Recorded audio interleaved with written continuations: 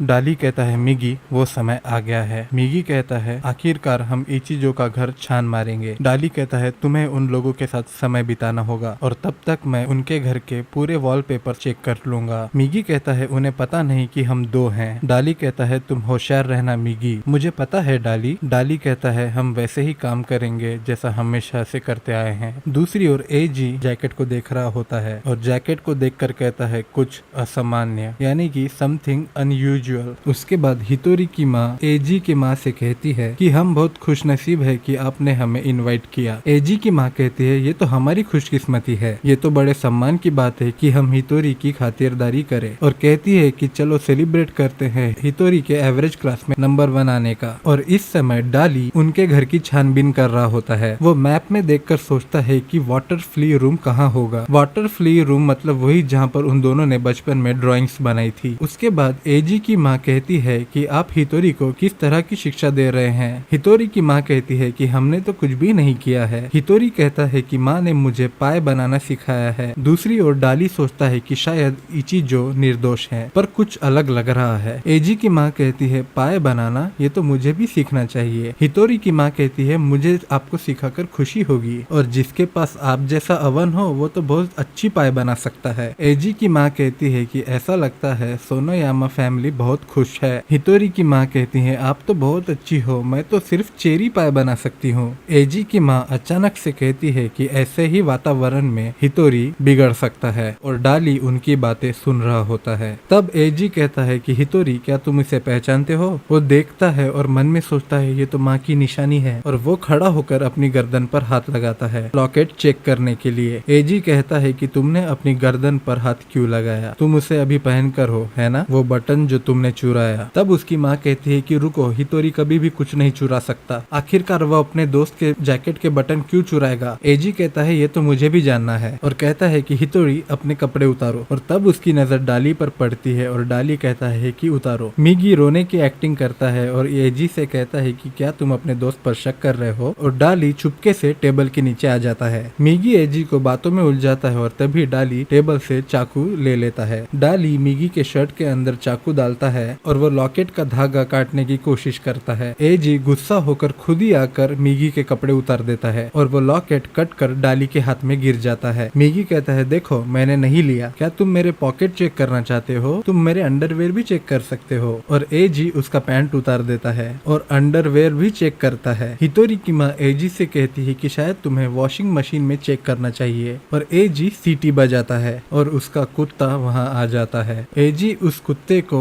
उस बटन की स्मेल सूंघाता है और कहता है कि ऐसे ही स्मेल को ढूंढो। डाली सोचता है मुझे यकीन नहीं होता उनके पास एक डॉगी भी है, मुझे इस बटन को दूर फेंकना होगा और यहाँ से भाग जाऊंगा जब वो यहाँ देख नहीं रहे होंगे। और जैसे ही वो लॉकेट को फेंकने वाला होता है वो कुत्ता उसके पास आ जाता है। डाली सोचता है नहीं, अगर उन्होंने टेबल के नीचे देखा तो उन्हें पता चल जाएगा कि हम दो हैं। और जैसे ही वो टेबल के नीचे देखने वाले होते हैं मिगी कहता है कि सॉरी मैंने ही उसे लिया है और मिगी डाली से वो लॉकेट मांगता है और उन लोगों से कहता है कि मुझे लगा ये बटन बहुत ही सुंदर है और मैंने ले लिया। एजी की माँ कहती है हितोरी के माता और पिता आपने हितोरी को कैसी शिक्षा दी है। हितोरी के पिता कहते हैं वो तो सिर्फ एक बच्चा है। हितोरी की माँ कहती है उसे माफ कर दीजिए। एजी की माँ कहती है जब अनाथ आश्रम को पता चलेगा हितोरी ने ये किया है तो क्या होगा, शायद आप हितोरी को कभी देख ना पाओ। मैं आपको एक सुझाव देती हूँ, जब तक हितोरी सुधर नहीं जाता हम उसे अपने घर में रखेंगे। उसके बाद एजी हितोरी को कुत्ते के कटोरे में खाना देता है। मिगी कहता है मैं कोई जानवर नहीं हूँ। एजी कहता है चुपचाप अपना मुंह खोलो और पूछता है तुम्हारे पास वो बटन क्यों है जो मैंने 8 साल पहले घुमा दिया था। मिगी कहता है मैंने तुम्हें पहले ही बताया है, मुझे वो बाथरूम में मिला था। एजी कहता है झूठ मत बोलो, मैं इस बटन को हमेशा से ढूंढ रहा था, मैंने पूरा घर छान मारा, ऐसा हो ही नहीं सकता कि ये तुम्हें बाथरूम में मिला, आखिरकार तुम छुपा क्या रहे हो। और कहता है ठीक है, ऐसा लगता है तुम्हारा दिमाग खराब है, ऐसा लगता है तुम्हें शुरुआत से सब कुछ सिखाना होगा। दूसरी ओर डाली मिगी के रूम में जाने की कोशिश करता है पर वो देखता है कि वो कुत्ता उस दरवाजे के पास ही बैठा है और जैसे ही डाली थोड़ी हरकत करता है वो कुत्ता होशियार हो जाता है। डाली सोचता है ये नहीं हो सकता, उस कुत्ते को बहुत अच्छी ट्रेनिंग दी गई है। उसके बाद डाली उस कुत्ते को रस्सी से दूसरी ओर खींचता है और कहता है अब मेरा चांस है। और जैसे ही दरवाजे के पास जाता है वो कुत्ता सामने आ जाता है। डाली कहता है अब ये मुझे काटने वाला है, पर एक आँख खोलकर देखता है वो कुत्ता मुस्कुरा रहा होता है और कहता है क्या तुम्हें सिर्फ वो चाहिए था जिसके साथ तुम खेल सको। और उस डॉगी को सहलाते हुए कहता है, जैसे ही मैं मिगी को बचा लूंगा मैं तुम्हारे साथ खेलने आऊंगा। उसके बाद मिगी सपना देख रहा होता है और उसे याद आता है कि उस दीवार पर उन्हें एक गाना सुनाई दिया था। उसके बाद डाली उस दरवाजे के पास आकर कहता है, मिगी क्या तुम हो? डाली को मिगी की आवाज आती है और कहता है, मिगी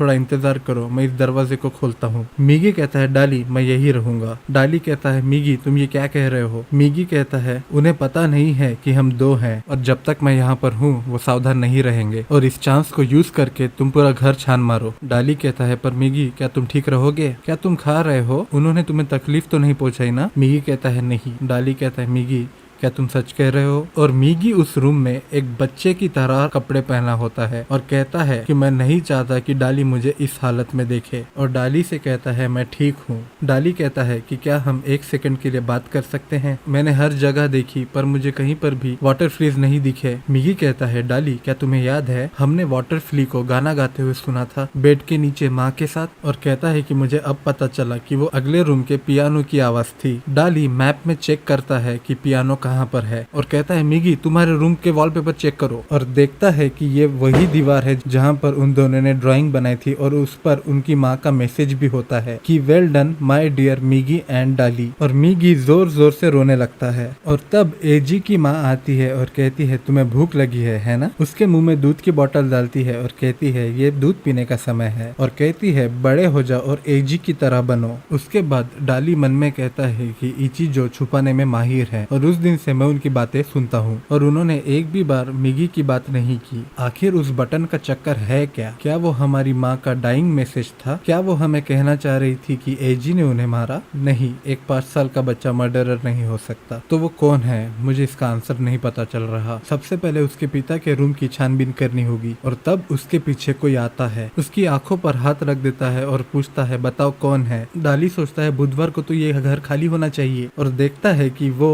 मिच्चान है। वो कहती है, ये मैं हूँ मिच्चान। डाली पूछता है कि आप यहाँ पर क्या कर रही हो? वो कहती है, मैं एक हाउस कीपर हूँ और हर बुधवार को मैं इचिजो के घर पर काम करती हूँ। और डाली मन में सोचता है, अब मुझे इन्हें इस्तेमाल करना होगा और उनसे पूछता है कि क्या इस घर का कोई राज है? वो कहती है, अगर तुम्हें पता चले तो मुझे भी बताना। उसके बाद डाली एजी के पिता के रूम में एक एल्बम चेक करता है और तब उसे शराब के गिलास में उसकी माँ दिखाई देती है। वो मिच्चान से पूछता है कि क्या आप इस औरत को जानती हो? वो कहती है कि इसके कपड़े देखकर लगता है कि ये उस समय इनकी हाउसकीपर थी और कहती है, ये तो बहुत अजीब बात है, ये तो कितनी जवान दिख रही है। पर इचिजो तो 50 साल के नीचे वालों को काम पर रखते ही नहीं। और उन दोनों को इचिजो का एक राज मिल जाता है और दोनों स्माइल करते हैं। उसके बाद फर्स्ट फ्लोर पर मिच्चान कहती है कि फोटो फ्रेम के ऊपर धूल जमा होनी चाहिए, पर यहाँ तो जरा सी भी धूल नहीं है। डाली उस तस्वीर को घुमा कर देखता है और तभी एक सीढ़ी नीचे आ जाती है और उन्हें उस रूम में